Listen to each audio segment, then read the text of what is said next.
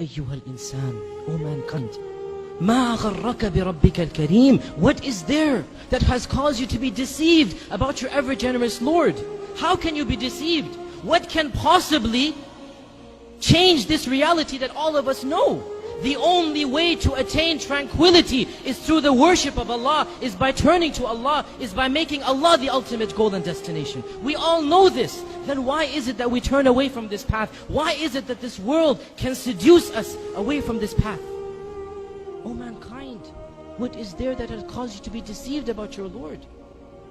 Has not the time come, my dear brothers and sisters, for our hearts to become soft at the remembrance of Allah and at the Qur'an and at hearing about Allah and His Messenger? Has the time not come that our hearts turn to Allah and that we become better Muslims? My dear brothers and sisters, how many khutbahs will it take? How many lectures must you be told? Don't you understand? Don't I understand? If I don't change now, if you don't change now, this is a plot from shaitan never to change. There is no tomorrow. Tomorrow never comes. Every day has another tomorrow.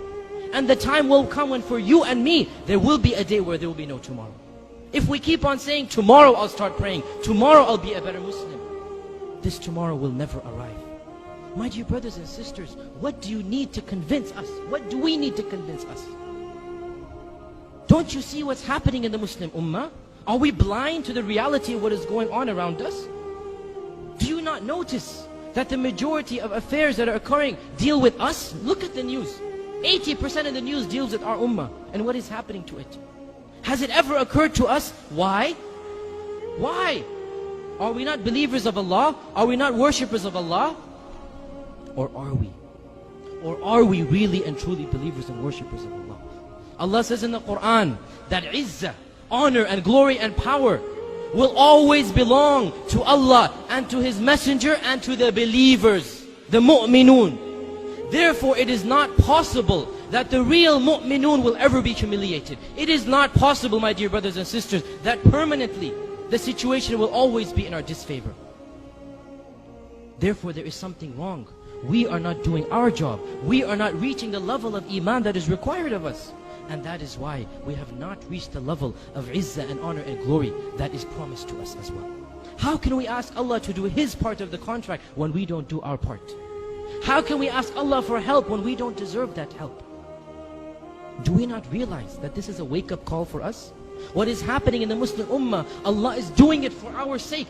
Just like the child punishes the parent, not because he hates the child, but because he has to guide the child. He has to instruct him, don't do this again. This is a bad thing that you're doing. So too Allah says in the Qur'an, مَا يَفْعَلُ اللَّهُ بِعَذَابِكُمْ إِن شَكَرْتُمْ وَآمَنْتُمْ. What will Allah gain? What will Allah gain by punishing you? If you believe and are thankful to Him. If, this is the if. What will Allah gain? But if you are thankful and have iman. In other words, if you don't have iman or you are not thankful, then Allah Azza wa Jal must show you the reality. My dear brothers and sisters, we simply don't have the luxury of living a carefree life. In fact, we never have such a luxury, no matter what the ummah is going through.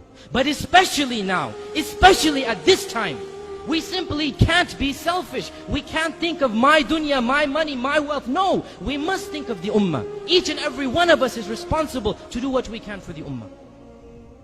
It is my duty and your duty to be better Muslims, and that is the best way to revive the izzah that this ummah needs. That is the best way to get to the position that Allah has promised us.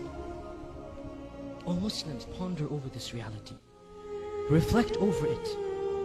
For the sake of your family and friends, for the sake of this Muslim ummah, for the sake of your dunya and akhirah, for the sake of your jannah and nar, for the sake of Allah Azza wa Jal, each and every one of us has to change. Each and every one of us must set goals to better himself. Now, not tomorrow. At this point in time, because there is no tomorrow.